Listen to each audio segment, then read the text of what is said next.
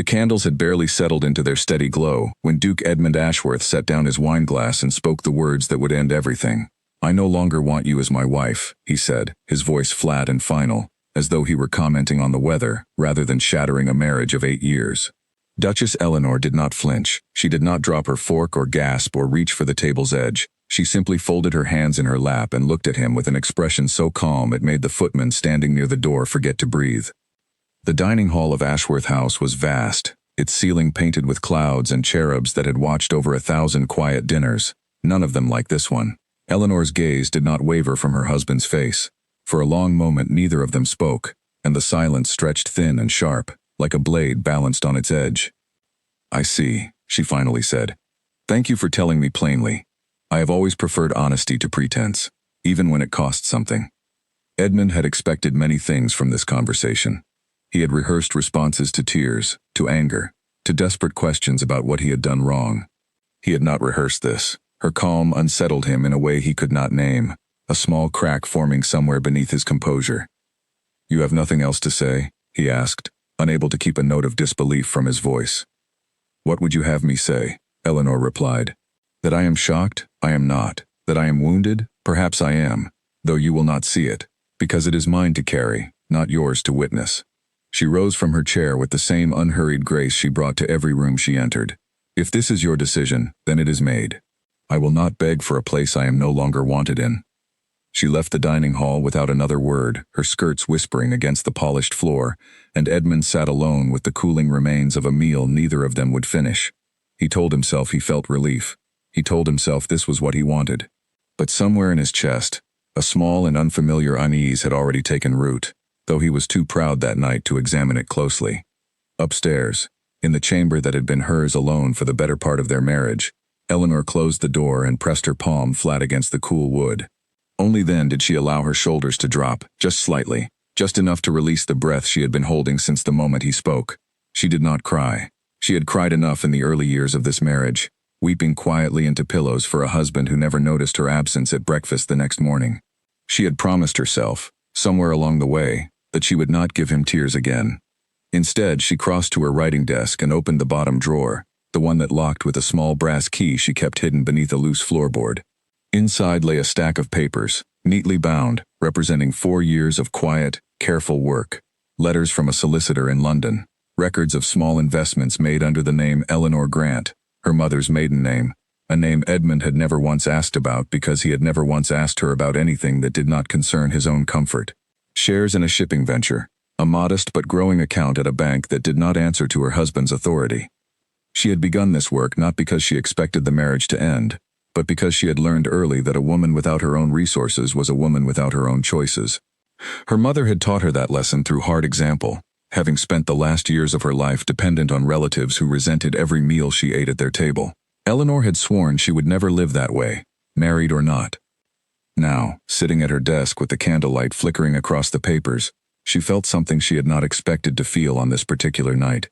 Not grief, not fear, but a strange and steady clarity, as though a fog she had lived inside for years had finally begun to lift. Down the corridor, Edmund paced the length of his study, a glass of brandy in his hand that he had not yet tasted. He thought of the marriage as it had been in its early months, when Eleanor had still tried, in small and hopeful ways, to reach him. She had asked him about his day. She had suggested they take walks together in the garden. She had once, memorably, tried to teach him a card game her father had loved, laughing softly when he lost 3 times in a row.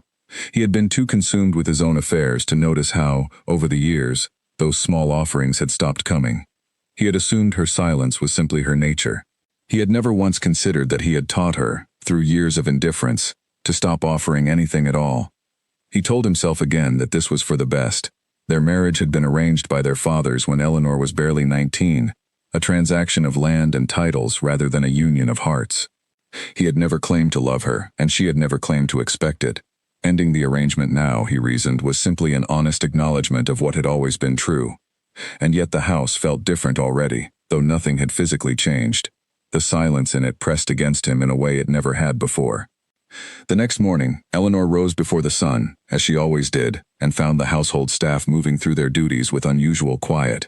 Word had traveled fast, as it always did in a house full of servants who noticed everything and said nothing to the family directly. The young housemaid Margaret offered Eleanor a look of such open sympathy that Eleanor had to touch her gently on the arm and offer a small, reassuring smile before the girl's eyes filled with tears on her behalf. "I am quite well, Margaret," Eleanor said softly, "truly.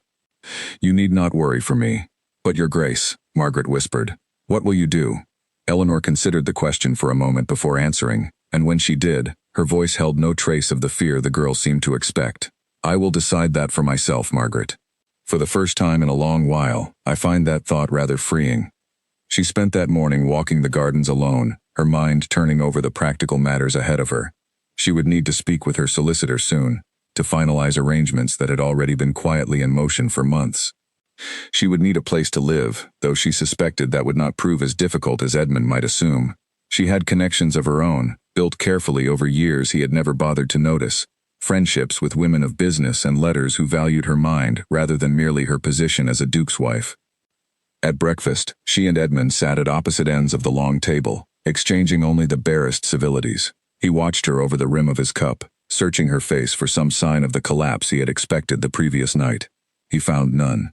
Instead, she buttered her toast with the same unhurried precision she brought to everything, discussed the weather with the housekeeper who came to consult her about the week's menus, and gave no indication whatsoever that her entire world had shifted on its axis less than 12 hours before. It irritated him, though he could not have said why. He had ended the marriage. He had made the decision. And yet here she sat, entirely composed, as though he were the one who had lost something and not she. "I will be leaving within the week," Eleanor said finally, setting down her cup. "I trust that will give you sufficient time to make whatever arrangements you feel are necessary." Edmund blinked, caught off guard by the practicality in her tone. "Where will you go?" he asked, and he heard, to his own surprise, a note of genuine curiosity in the question. "That, your grace, is no longer your concern," she replied, though not unkindly. She rose from the table, inclined her head toward him in a gesture of formal politeness that felt, to him, colder than any anger could have been, and left the room. He sat alone at the table for a long while after she had gone, staring at the empty chair where she had sat every morning for 8 years. He tried to summon the satisfaction he had expected to feel. He found instead only a strange, hollow quiet, the kind that comes not from peace but from absence. Over the following days, the household began to shift in small, telling ways.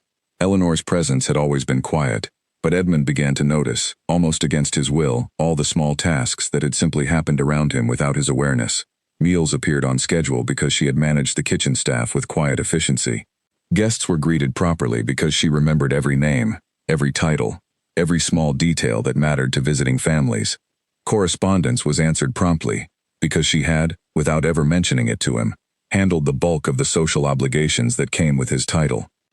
He found himself standing in doorways, watching her pack her belongings into modest trunks, and feeling an unfamiliar tightness in his chest that he refused to name. She did not ask for his help. She did not ask for anything at all. She moved through the final days of their marriage with the same steady calm she had shown that first night at dinner, and it was that calm, more than any accusation or tear could have, that began to haunt him. On her final evening at Ashworth House, Eleanor stood at the window of her chamber, looking out over the gardens she had tended with such quiet care over the years. Tomorrow she would leave this house and, in many ways, the life she had known since she was a young woman barely out of the schoolroom. She felt no regret. She felt, instead, a quiet readiness, as though she had been standing at the edge of a door for a long time, waiting for the courage to finally step through it. She thought of her mother, who had never had the chance to build a life of her own, outside the shadow of a husband's decisions. She thought of the years she had spent learning, quietly and carefully, everything she would need to know to stand on her own should the day ever come. And she thought, with a small and private satisfaction, of how surprised her husband would be to learn just how prepared she truly was. Downstairs, Edmund sat alone in his study long after the rest of the house had gone quiet, his brandy untouched beside him. He thought of her calm answer that first night, the way she had simply accepted his words without argument, without desperation, without the scene he had half expected and, if he was honest with himself, had almost wanted, if only to prove that she cared enough to fight for what they had. But she had not fought. She had simply thanked him for his honesty and walked away, and in doing so, she had left him with a question he could not answer, and could not stop asking himself, over and over, as the candle burned low, and the house settled into silence around him. What if he had been wrong? It was not a thought he was ready to sit with. He pushed it aside, telling himself that a man in his position did not need to explain himself to anyone, least of all a wife he had never asked to love. But the thought did not leave so easily. It lingered in the quiet corners of his mind, small and persistent, the first crack in a foundation he had believed unshakable. Above him, in the chamber she would leave for the last time in the morning, Eleanor slept more peacefully than she had in years, unaware of the storm her calm had already begun to stir in the man who had once held her future so carelessly in his hands. The solicitor's office smelled of old paper and pipe smoke, and Eleanor sat across from Mr. Harold Whitfield with a steadiness that made the older man glance up from his documents more than once, as though checking that she truly understood the weight of what they were discussing. "I understand perfectly, Mr. Whitfield," she said before he could ask. "I have understood for 4 years. That is why we are here." Whitfield had known Eleanor's family since before her marriage, had watched her grow from a quiet, watchful girl into a woman who asked precise questions and remembered every answer. He respected her in a way he rarely respected clients half her age and twice her supposed experience. "Very well," he said, sliding a folder across the desk. "Your accounts under the name Eleanor Grant stand at a sum that should comfortably support an independent household for many years, particularly with the returns from the shipping venture continuing as they have. You are, Your Grace, in every practical sense, a woman of independent means." Eleanor allowed herself a small private smile, the first genuine one she had shown in days. "Then let us discuss where I might settle," she said. "Somewhere quiet, but not isolated. Somewhere I might build something of my own." Within an hour, Whitfield had suggested a modest but handsome townhouse in a respectable part of London, recently vacated by a merchant's widow who had moved to the countryside. It was smaller than anything Eleanor had lived in since her marriage, but as she listened to the description, she felt none of the loss she might have expected. Instead, she felt something closer to anticipation. Meanwhile, at Ashworth House, Edmund found himself increasingly unsettled by the empty spaces Eleanor's departure had begun to carve into his daily life. He had assumed, foolishly, that her absence would simply mean quiet. Instead, it meant chaos disguised as quiet. Small disasters he had never known to expect because she had always handled them before he ever noticed they existed. The cook, unused to receiving instructions directly from the Duke, prepared meals that arrived at odd hours or in strange combinations. A letter from a visiting baron went unanswered for 3 days because no one had thought to bring it to Edmund's attention, a task Eleanor had always managed without being asked. The household accounts, which Eleanor had quietly balanced each month with a precision Edmund had never bothered to understand, sat untouched on her old writing desk until the housekeeper, uncertain what to do, brought them to him with visible hesitation. He stared at the ledgers for a long while, recognizing Eleanor's neat handwriting in the margins, small notes reminding herself of expenses to review or accounts to settle. He had never once looked at these books in 8 years of marriage. He had simply assumed the household ran itself, the way a man assumes the sun will rise without ever considering the mechanics behind it.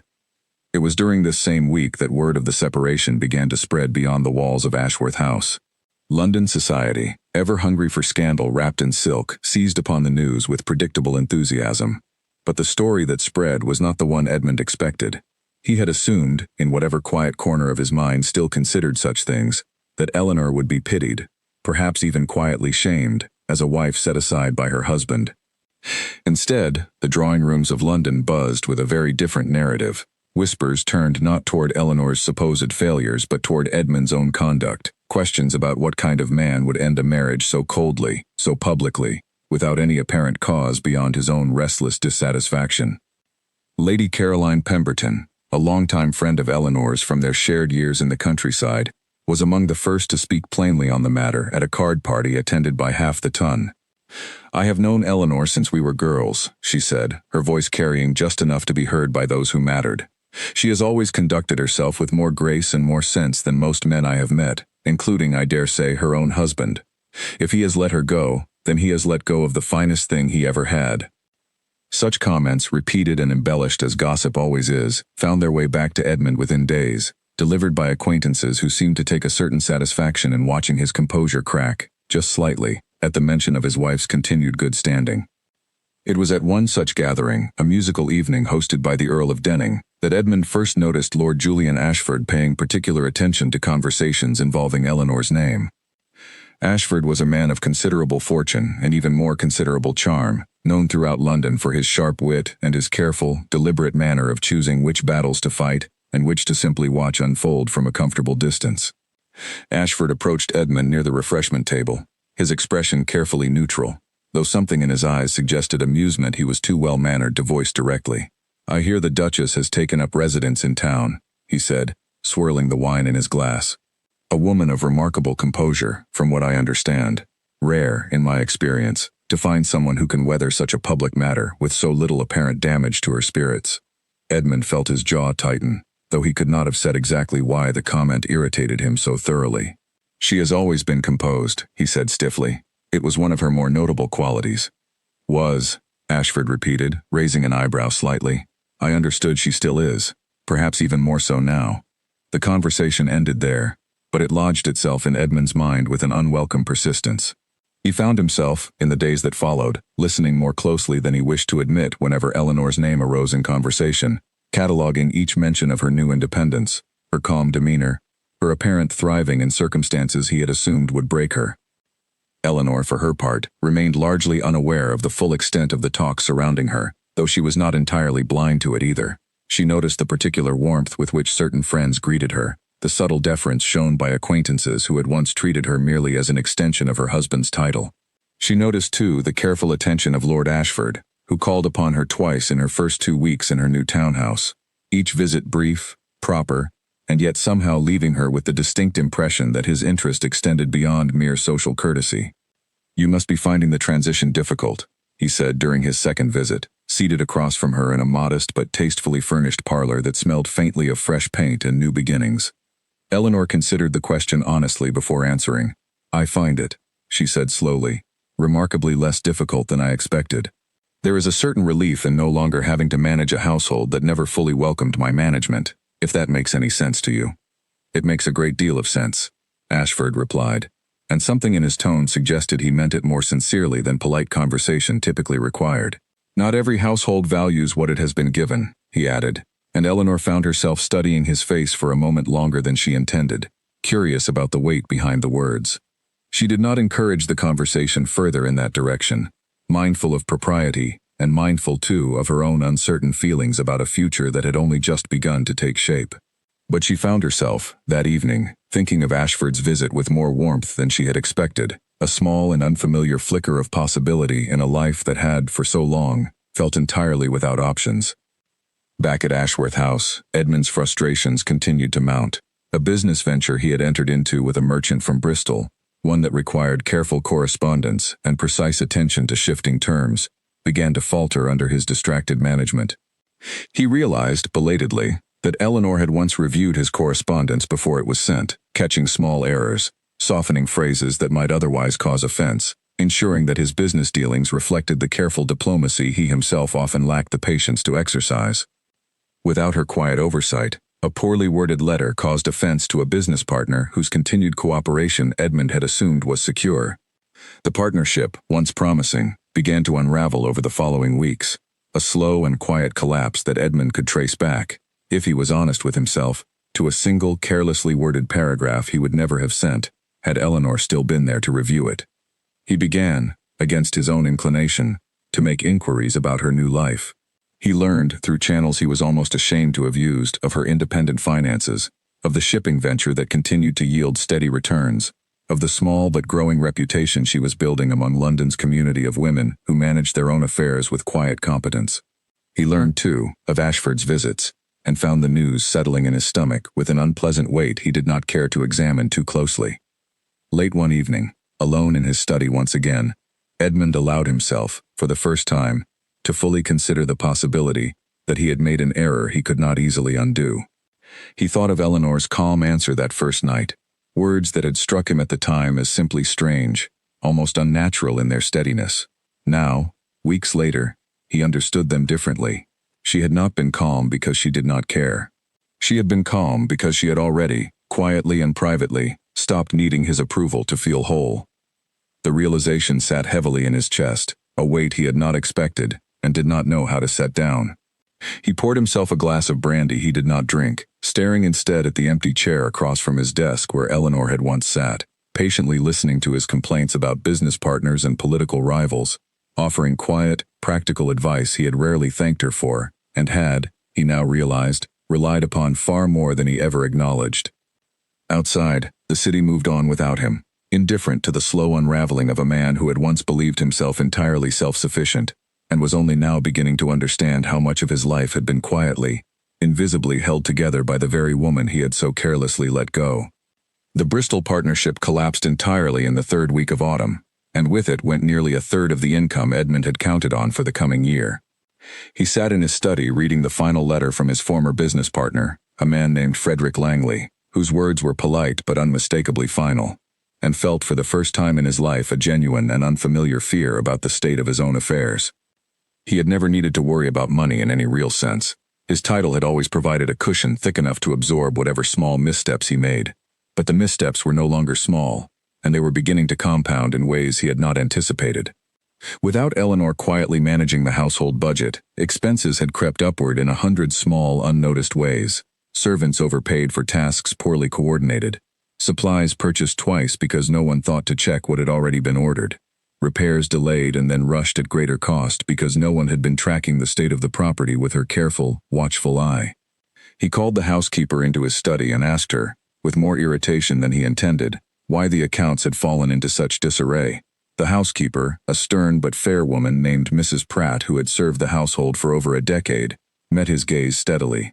"Because, Your Grace," she said, "the Duchess managed those accounts herself, every week, without fail, and taught none of us how she did it, because it was never asked of her to teach. She simply did it, quietly, and we none of us thought to question how the house continued to run so smoothly, until it stopped." Edmund had no response to that. He dismissed Mrs. Pratt and sat alone in the growing silence of his study, staring at ledgers filled with numbers he barely understood, numbers that told a story of neglect he had not meant to write but had written all the same. Meanwhile, Eleanor's new life continued to take shape with a steadiness that surprised even her. Her townhouse, though modest compared to the grandeur of Ashworth House, had become something she had never truly had before, a space entirely her own, arranged according to her own taste, governed by her own decisions. She rose each morning without the weight of obligations she had never chosen for herself, and found, in the quiet rhythm of her days, a contentment that felt both new and strangely familiar, as though she were finally living a life she had always known, somewhere deep within herself, that she was capable of building. She began to involve herself more directly in the shipping venture that had, until now, existed largely on paper and in Whitfield's careful reports. She requested meetings with the venture's managing partners, a request that raised a few eyebrows among men unaccustomed to discussing business directly with a woman, though her sharp questions and clear grasp of the venture's finances quickly earned a grudging and then genuine respect. Lord Ashford, who had connections throughout London's business community, proved useful in introducing her to several individuals who might otherwise have dismissed her outright. He never pushed his assistance upon her, always careful to offer rather than insist, and Eleanor found herself grateful for a kind of respect she had rarely experienced from any man, least of all her former husband.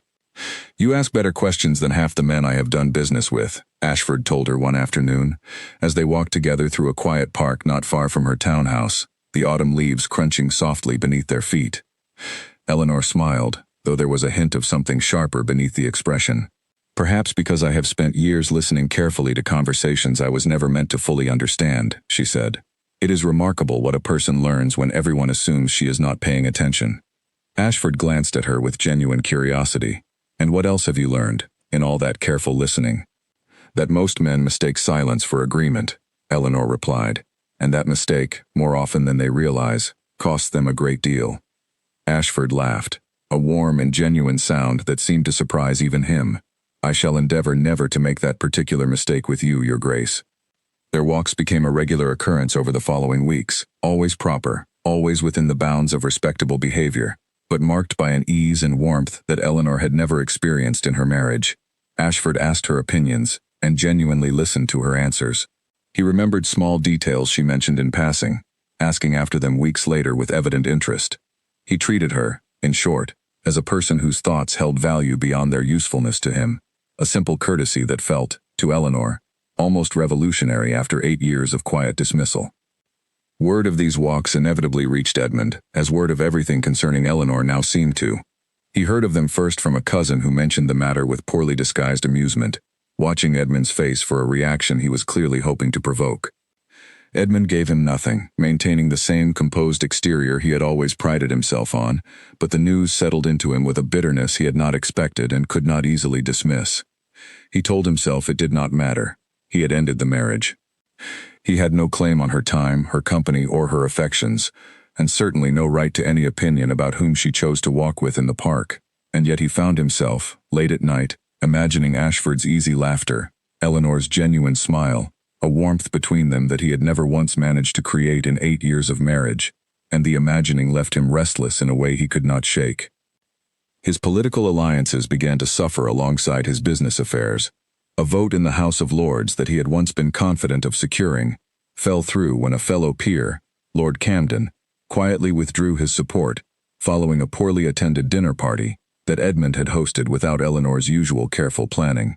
The evening had been disorganized, the conversation stilted, the sort of gathering that Eleanor had always transformed, through some quiet alchemy Edmund had never bothered to understand, into evenings people remembered fondly and spoke well of afterward.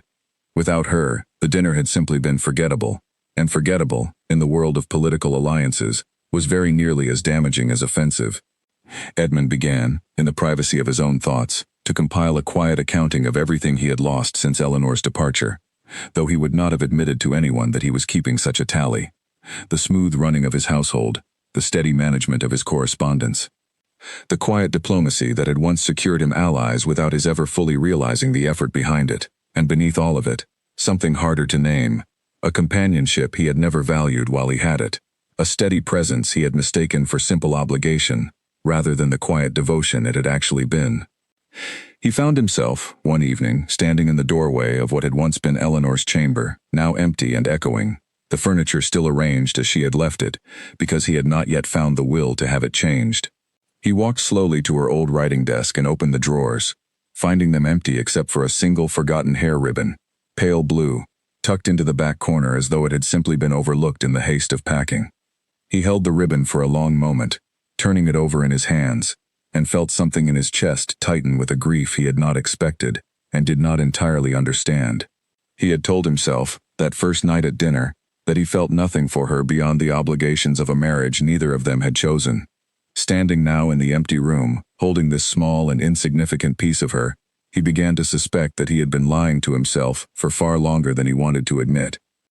Word soon reached him, through the same network of gossip that had carried every other piece of news concerning Eleanor, that Ashford had begun speaking of her with a warmth that suggested more than simple friendship, that their walks in the park had become the subject of speculation among London's most attentive observers of romantic matters. Edmund heard the news at his club, delivered casually by an acquaintance who had no idea of the effect his words would have. He left the club early that evening, walking the long way back to Ashworth House despite the autumn chill, his mind turning over thoughts he had spent weeks trying to avoid. He thought of Eleanor's calm answer that first night, the steadiness that had unsettled him even then, though he had not understood why. He thought of the empty chamber, the forgotten ribbon, the quiet realization that had been building in him for weeks, and had finally, tonight, become impossible to ignore. He had lost something far greater than a convenient arrangement of title and duty. He had lost a woman of remarkable strength and quiet intelligence, a woman who had offered him steadiness and support for 8 long years, and he had thrown it away without ever once pausing to consider what he was truly giving up.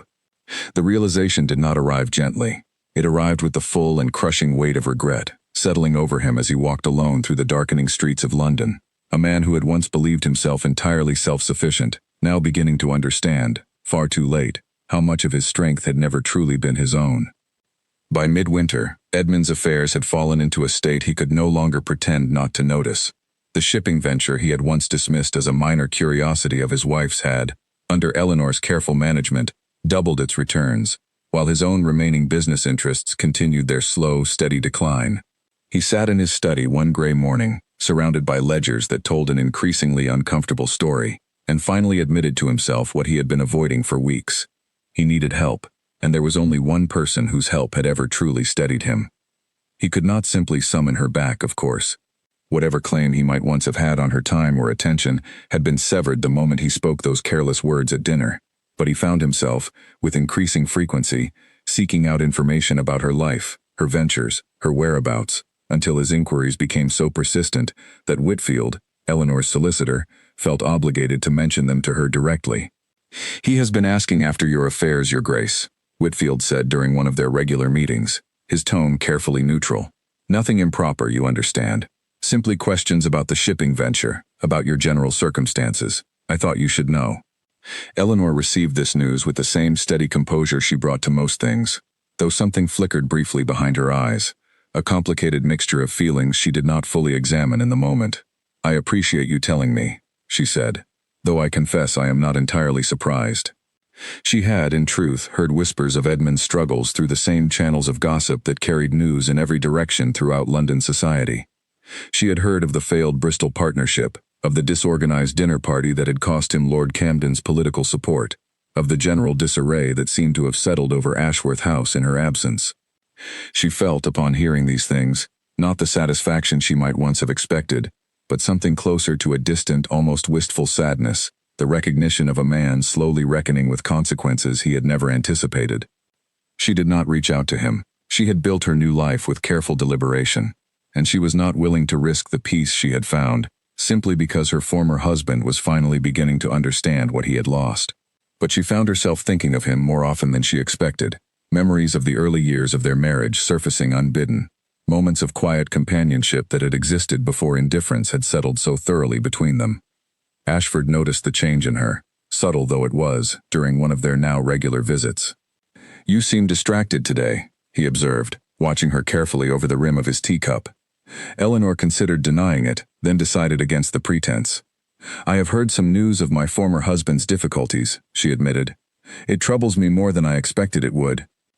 Ashford's expression remained carefully neutral, though Eleanor could sense the effort it took him to keep it so. "Do you still care for him?" he asked, his voice gentle but direct. Eleanor took a long moment to answer, turning the question over honestly in her mind before responding. "I do not know if care is the right word any longer," she said finally, "but I spent 8 years of my life beside that man, learning his habits, his moods, his silences. It is difficult to simply stop noticing when those things unravel, even when the unraveling is, in many ways, deserved." Ashford nodded slowly, accepting her honesty without judgment, though something in his expression suggested he was quietly recalculating his own hopes regarding their growing friendship. "I would not ask you to stop feeling what you feel," he said. "I would only ask that you remember you owe him nothing. Whatever guilt or lingering concern you carry, it was his choice that brought you here, not yours." Eleanor reached out and touched his hand briefly, a small gesture of gratitude for his understanding. "You are a good friend, Julian," she said, and something in the way she said his given name, softly and with genuine warmth, suggested a shift in their relationship that neither of them fully acknowledged aloud, though both of them felt it clearly. Edmund, unaware of this exchange but increasingly consumed by his own reckoning, made a decision he would once have considered beneath his dignity. He requested a meeting with Whitfield directly, not through intermediaries or careful inquiries, but a formal request for an audience with the man who had become, in many ways, the gatekeeper to Eleanor's new life. Whitfield received him with polite but guarded professionalism. "Your Grace," he said, gesturing Edmund to a chair, "I confess I am uncertain what business brings you here, given that all matters concerning the Duchess's finances are now entirely separate from your own." "I have not come about her finances," Edmund said, though the admission cost him something to voice aloud. "I have come because I find myself in need of guidance I no longer know how to seek elsewhere. My affairs have fallen into a state I cannot seem to correct, and I have come to understand, perhaps too late, that my wife possessed a competence in these matters that I never properly valued while I had access to it." Whitfield studied him for a long moment, weighing his response carefully. "That competence, Your Grace, was never freely given to you as a matter of obligation," he said finally. "It was the product of years of quiet effort on her part, effort you consistently failed to acknowledge or appreciate. I am not certain what you hope I might offer you now." Edmund absorbed the rebuke without argument, recognizing its fairness even as it stung. "I do not expect her assistance," he said. "I do not believe I deserve it, and I would not ask for it directly. I only wish to understand, from someone who knows her well, whether there is anything I might do to begin repairing the damage I have caused, not to my finances but to her opinion of me." Whitfield's expression softened slightly at this, though only slightly. "That, Your Grace, is a question I cannot answer on her behalf," he said. "If you wish to know her thoughts on the matter, I would suggest you find the courage to ask her directly, rather than seeking answers through intermediaries who cannot speak for her heart." Edmund left the solicitor's office with more questions than answers, but something in the exchange had shifted his resolve. He had spent weeks avoiding the possibility of a direct conversation with Eleanor, telling himself it would be improper, unwelcome, perhaps even cruel to disturb the peace she had found. But Whitfield's words lingered with him, a quiet challenge he could no longer ignore. He began, in the weeks that followed, to make careful and deliberate changes to his own conduct, not as a strategy to win Eleanor back, though he could not entirely separate his motives from that hope, but as a genuine attempt to become a man worthy of the respect he had so carelessly discarded. He reviewed his household accounts personally, learning, slowly and with considerable difficulty, the systems Eleanor had once managed so effortlessly. He apologized privately to Lord Camden for the disorganized dinner party, an admission of fault that surprised the older peer enough to warrant a second chance at renewed alliance. He wrote, and carefully rewrote, correspondence to Frederick Langley, attempting to salvage what remained of the Bristol partnership through genuine and humble diplomacy, rather than the careless confidence that had cost him the arrangement in the first place. These efforts did not repair everything. Some damage, he was beginning to understand, could not simply be undone through belated effort, but they marked a genuine shift in him, a slow and difficult reckoning with the man he had been and the man he hoped, however imperfectly, to become. He heard, through the same channels that had once brought him news of Eleanor's growing closeness with Ashford, that a grand ball was to be held at the end of winter, hosted by the Countess of Marlow, an event that all of London society would attend, including, he suspected, both Eleanor and the man who had grown so steadily closer to her in his absence. He resolved, with a nervousness he had not felt in years, that he would attend as well, not to disrupt her happiness or lay claim to feelings he had no right to claim, but simply to see her again, to speak with her if she would permit it, and to begin, in whatever small way he could, the long and uncertain process of making amends for a mistake that had cost him more than he had ever imagined possible. The ballroom at Marlow House glittered with 1,000 candles, their light catching on silk and jewels as London's finest families moved through the crowded space in a slow, elegant dance of conversation and observation. Eleanor arrived on the arm of Lord Ashford, and the moment the two of them stepped into the room together, a ripple of quiet attention followed them. Whispered speculation passed from one gloved hand to another behind painted fans. She wore a gown of deep emerald silk, a color she had never been permitted to wear during her marriage, when Edmund had preferred her in the pale, muted tones he considered more fitting for a duchess. The emerald suited her, brought out a warmth in her complexion, and a confidence in her bearing that made more than one head turn as she passed. She looked, several observers would later remark, like a woman who had finally stepped fully into herself. Edmund saw her the moment she entered, and the sight struck him with a force he had not prepared for. She was transformed, not merely in her dress but in the very way she carried herself, shoulders back, chin lifted, a genuine warmth in her expression as she laughed softly at something Ashford said beside her. He had rarely, in 8 years of marriage, seen her laugh so freely. He watched from across the room as she moved through the crowd, greeted by friends old and new with a warmth that had once been reserved, in his memory, for quiet moments she had shared only with him, in their earliest days together, before indifference had worn away whatever affection might once have grown between them. Now that warmth seemed to belong to everyone but him, and the realization settled in his chest with a sharp and unfamiliar ache. Ashford's attention toward her was evident to anyone watching, a careful and constant awareness of her comfort, her conversation, her presence beside him. He fetched her refreshments before she had to ask. He introduced her to acquaintances with evident pride. He leaned close to murmur something that made her smile, a private and easy intimacy that spoke of a closeness Edmund had never managed to build in all their years together. Edmund felt a sharp pang of jealousy so sudden and so intense that it startled him with its force. He had not expected to feel this way, had told himself repeatedly over the preceding weeks that he sought only reconciliation of a quieter, more practical sort, an apology offered and perhaps accepted, a chance to make amends for the damage his carelessness had caused.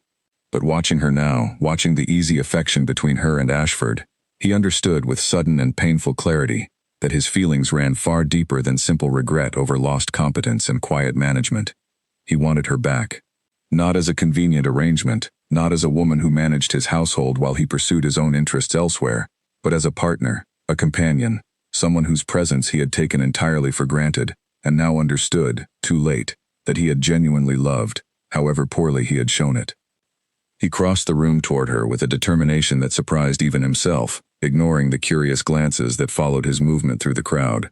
Eleanor noticed his approach before he reached her, and something in her expression shifted, not quite surprise, but a careful and guarded attention, as though she had been expecting this moment eventually, and had prepared herself for it without fully believing it would arrive. "Your Grace," she said, her voice polite but carefully measured as he stopped before her. "I confess I did not expect to see you here this evening. I had hoped we might speak," Edmund said, glancing briefly at Ashford, who regarded him with a cool but not unkind evaluation, the look of a man confident enough in his position not to feel threatened by a brief conversation. "Privately, if you would permit it." Eleanor hesitated, and for a moment Edmund feared she would refuse him outright. But something in his expression, some genuine vulnerability he had never allowed her to see during their marriage, seemed to sway her decision. "Very well," she said finally. "A few moments, no more." She excused herself from Ashford's side, and he watched her go with an expression that suggested he trusted her judgment completely, a trust Edmund had never once extended to her during their own marriage, having always assumed his own judgment superior to hers in every matter of importance. They found a quiet alcove away from the densest part of the crowd, close enough to remain proper but far enough to speak without every word being overheard. Edmund struggled, for a long moment, to find the words he had rehearsed so many times in the privacy of his own study, words that seemed to abandon him entirely now that she stood before him. "I have thought of you often," he said finally, the admission awkward and unpolished in a way that felt more honest than any of his careful rehearsals. "I did not expect to. I told myself, that night at dinner, that I felt nothing beyond simple obligation ending. I have come to understand, over these past months, how thoroughly I was mistaken." Eleanor listened without interrupting, her expression carefully composed, though Edmund thought he detected something softer beneath the surface, a flicker of feeling she was working hard to contain. "You seem to have learned a great deal," she said finally, her tone neutral, neither warm nor cold. "I confess I am curious what prompted such a thorough reconsideration." "Everything," Edmund admitted. "My household fell into disarray without your management. My business dealings suffered without your careful diplomacy. My political alliances weakened without the quiet grace you brought to every gathering we hosted together. I have spent months discovering, in 100 small and humbling ways, how much of my life you quietly held together, and how little I ever acknowledged it. And now that you have discovered this," Eleanor said, "what is it you hope to gain by telling me?" The question was direct, more direct than he had expected, and it caught him off guard. He considered his answer carefully before speaking. "I do not expect anything," he said. "I know I have no right to ask for your forgiveness, let alone your return. I only wished you to know that I understand, now, what I lost, and that I am genuinely sorry for the manner in which I let you go. You deserved far better than the indifference I offered you for so many years." Eleanor was quiet for a long moment, studying his face with an expression Edmund could not fully read. When she finally spoke, her voice was calm, steady, the same composed tone she had used that first night at dinner, though the words themselves carried a different weight entirely. "I appreciate your honesty, Edmund," she said, using his given name for the first time in longer than either of them could remember, "and I do not doubt that your regret is genuine, but I have built a life for myself these past months, a life I am proud of, filled with people who value my thoughts and my presence in ways you never did during our marriage. I am not the same woman who sat across from you at that dinner table, accepting your words with a composure that, I will admit now, cost me more than I let you see." "I understand," Edmund said, though the words felt heavier leaving his mouth than he had expected. "I am not certain you do," Eleanor continued gently. "That composure was not weakness, Edmund. It was the beginning of my freedom. I had spent years learning to protect myself, to build something of my own precisely because I understood, long before you spoke those words, that I could not depend on you to value what we had. Your announcement that night did not break me. It simply confirmed what I had already come to know, and gave me the final push I needed to finally act on the preparations I had already made." Edmund absorbed this with a growing understanding of just how thoroughly he had underestimated her, not only in the months since their separation, but throughout the entirety of their marriage. She had never been the quiet, passive presence he had assumed her to be. She had been building, quietly and carefully, a strength and independence he had simply never bothered to notice, too consumed with his own affairs to see the remarkable woman standing beside him. "I do not ask you to return to me," he said finally, understanding with sudden clarity that any such request would be both unwelcome and undeserved. "I only hope that, in time, you might find it in yourself to forgive me, even if forgiveness changes nothing between us." Eleanor's expression softened slightly at this, a genuine warmth breaking through her careful composure for the first time in their conversation. "I do not hold anger toward you, Edmund," she said. "I have found, in these months apart, that anger serves little purpose beyond weighing down the person who carries it. But forgiveness and reconciliation are not the same thing. I have found a peace in my new life that I am not willing to risk, not even for the sake of the man I once hoped, in my youth, that you might someday become." She excused herself soon after, returning to Ashford's side with a composure that gave nothing away to the watching crowd, though Edmund remained in the quiet alcove for several long minutes afterward, turning her words over in his mind with a growing and painful clarity. He had come to the ball hoping for a chance at reconciliation, some path back to the life and the woman he had so carelessly discarded. What he had found instead was a woman entirely transformed, stronger and more complete than he had ever known her to be, a woman who no longer needed him, who had built a life of genuine happiness and purpose without any contribution from him whatsoever. He watched, from across the crowded ballroom, as Ashford leaned close to Eleanor once more, murmuring something that made her laugh, a warm and genuine sound that carried, faintly, across the space between them. Edmund understood, with a certainty that settled heavily in his chest, that whatever chance he might once have had to keep her, he had lost it long before that final conversation. In 100 small moments of indifference stretched across 8 quiet years, moments he could never fully reclaim, no matter how genuine his regret had finally become. Spring arrived in London with a gentleness that seemed to mock the turmoil still churning quietly beneath Edmund's composed exterior. He had spent the weeks since the Marlowe ball in a state of restless reflection, replaying his conversation with Eleanor over and over, searching each word for some hidden opening he might have missed, some path forward he had failed to recognize in the moment. He found none, and slowly, painfully, he began to accept that perhaps there was no path forward at all, that some choices, once made, could not simply be undone through belated regret, however genuine that regret had become. And yet he could not fully let go. He continued the quiet work of rebuilding his own affairs, not out of any remaining hope of winning Eleanor back, but because he had come to understand, through months of humbling reflection, that the man he wanted to become was worth becoming regardless of whether it earned him a second chance. He repaired what remained of the Bristol partnership through months of careful, honest correspondence. He rebuilt his political standing through genuine effort rather than careless assumption of his own importance. He learned, slowly and with considerable difficulty, to manage the household accounts himself, gaining a respect for the quiet complexity of tasks he had once dismissed as beneath his attention. He requested one final meeting with Eleanor, not through Whitfield or any other intermediary, but through a simple, direct letter delivered to her townhouse, asking for nothing more than a single conversation, after which he promised he would never trouble her again, should she wish it so. Eleanor considered the letter for several days before responding.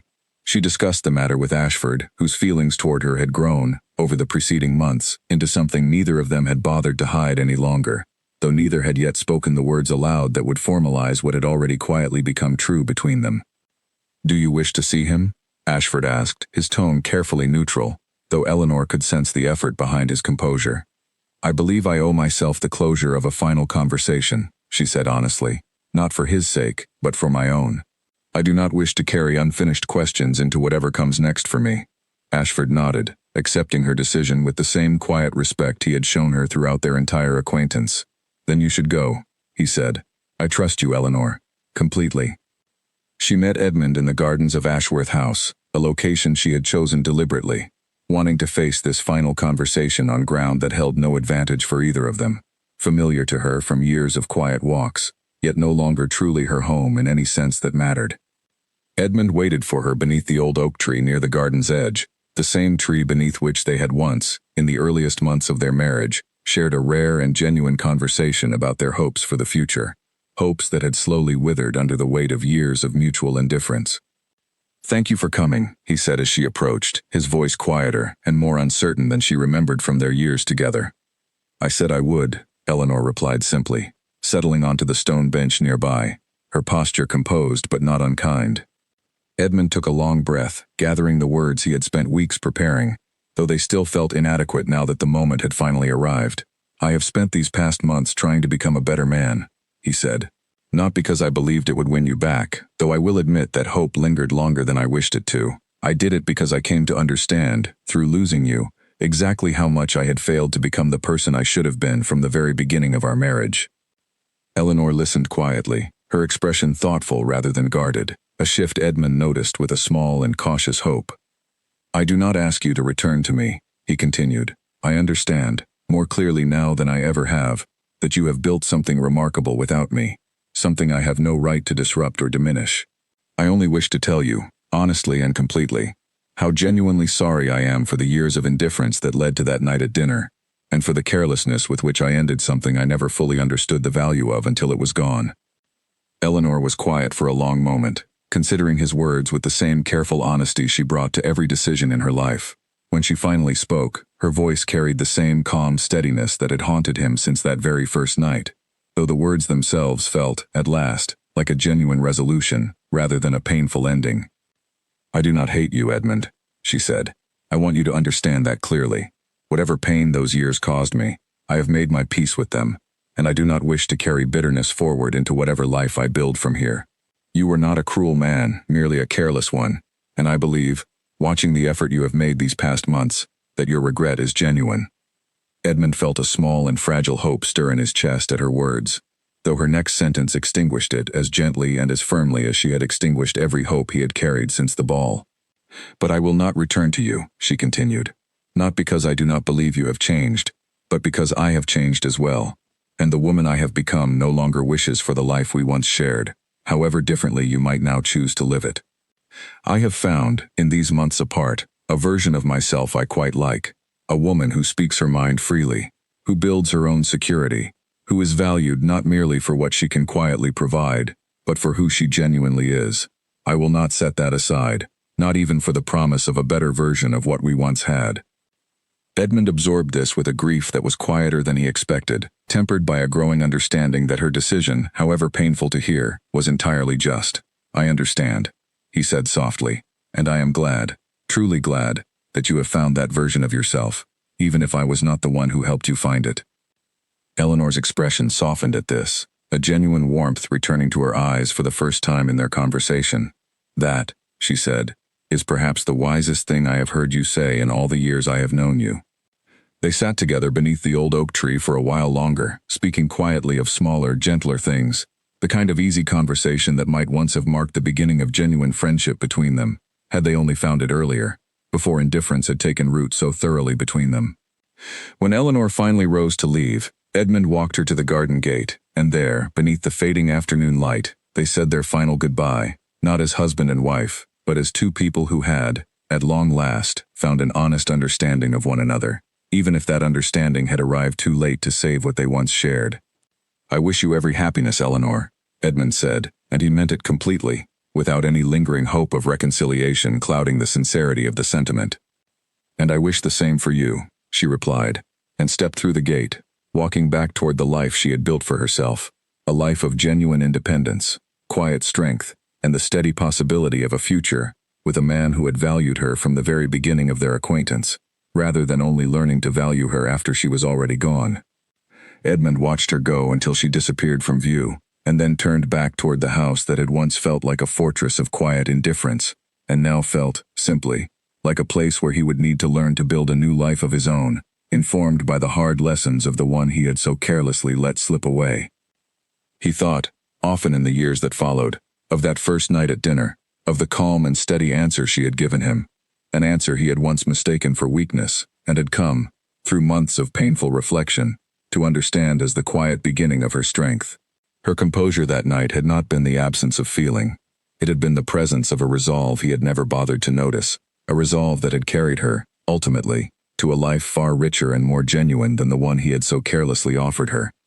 And though he built, in time, a steadier and more thoughtful life of his own, informed by everything he had learned through losing her, he never fully stopped wondering what might have been, had he only recognized her worth while he still had the chance to keep it. Her answer that night, so calm and so quiet, remained with him for the rest of his years, a gentle and permanent reminder of the cost of taking for granted the people who quietly hold our lives together, until the day they finally, and rightfully, choose to stop. 3 years passed, and the townhouse that had once felt small and modest to Eleanor now bustled with a warmth and activity she had never imagined possible in the quiet, careful years of her first marriage. She had married Julian Ashford in a small, joyful ceremony attended by close friends rather than the sprawling spectacle London society might have expected, a choice that suited them both far better than grandeur ever could have. Their home rang with genuine laughter, filled with the kind of easy affection that had been entirely absent from her years at Ashworth House. Julian consulted her on every matter of importance, valued her opinions on his own business ventures as readily as she valued his insight into hers, and never once made her feel that her presence was merely a convenience to be managed rather than a partnership to be cherished. The shipping venture that had once existed as a quiet, private safeguard against an uncertain future had grown, under Eleanor's continued attention, into a genuinely thriving enterprise, one that she now managed with full confidence and considerable skill, earning a reputation throughout London's business community as a woman whose judgment could be trusted without reservation. Whitfield, who had guided her through those first uncertain months of independence, often remarked with quiet pride that she had become one of the shrewdest clients he had ever had the pleasure of advising. Word occasionally reached her of Edmund's continued efforts to rebuild his life, carried through the same channels of gossip that had once spread news of her own transformation. She heard that he had eventually remarried, a quieter union this time, to a young woman named Charlotte Pierce, the daughter of a respected merchant family, a match built more on mutual respect and genuine partnership than the arrangements of convenience that had once defined his understanding of marriage. Eleanor felt, upon hearing this news, a genuine and uncomplicated happiness for him, a hope that he had truly learned, at last, the value of the lessons his carelessness had once cost him so dearly. She thought of him only occasionally now, and when she did, it was without bitterness or lingering grief, but with a kind of distant gratitude, an understanding that the pain of that first painful year had ultimately led her toward a life far richer and more genuine than she might ever have found, had he not spoken those cold words at dinner all those years before. In a strange and unexpected way, his carelessness had become the very thing that freed her to discover her own strength. On a quiet afternoon in early summer, Eleanor sat in the garden of her home with her young daughter, a bright and curious child named Margaret, after the housemaid who had shown her such genuine kindness during the difficult early days of her separation. The girl chased butterflies through the flower beds while Eleanor watched with quiet contentment, her hand resting gently on the swell of a second pregnancy that had brought her and Julian even closer together in recent months. Julian joined her on the garden bench, settling beside her with the easy comfort of a man entirely secure in his happiness. "You seem thoughtful today," he observed, taking her hand gently in his own. "I was thinking of how far I have come," Eleanor admitted, watching Margaret laugh delightedly as a butterfly landed briefly on her outstretched finger. "There was a time, not so very long ago, when I believed my worth was measured entirely by how well I could manage a household that never truly welcomed me. I am grateful, every single day, that I discovered otherwise before it was too late." Julian lifted her hand to his lips, pressing a gentle kiss against her knuckles. "I am grateful too," he said softly, "though I confess I sometimes wish I had found you sooner, spared you those difficult years entirely." Eleanor shook her head gently, a small, knowing smile touching her lips. "I do not believe I would have recognized what we have now, had I not first learned, through those difficult years, exactly what I deserved and exactly what I would no longer accept. Every hardship taught me something I needed to know, about myself, about my own strength, about the kind of partnership I truly wanted, rather than the one I had simply been given without any choice of my own." They sat together in comfortable silence for a while, watching Margaret play among the flowers, the afternoon sun warm and gentle overhead. It was a peace Eleanor had never imagined possible during those long, quiet years at Ashworth House, a peace built not on the absence of conflict, but on the presence of genuine partnership, mutual respect, and a love that had grown steadily stronger with each passing year rather than fading into indifference. Far across London, in a quieter and more thoughtfully managed household than the one he had once presided over so carelessly, Edmund watched his own young son take his first uncertain steps across the nursery floor, his new wife Charlotte laughing softly beside him, offering gentle encouragement with a warmth that reminded him, in quiet and bittersweet moments, of lessons learned through painful experience. He had built, in the years since that conversation beneath the old oak tree, a life he was genuinely proud of, informed by every hard lesson his carelessness had once cost him. He reviewed his household accounts personally each week, a habit born from necessity that had become, over time, a genuine point of quiet satisfaction. He consulted Charlotte on every important decision, valuing her insight in a way he had never once extended to Eleanor during their years together, understanding now, through hard experience, exactly what he had once so carelessly failed to appreciate.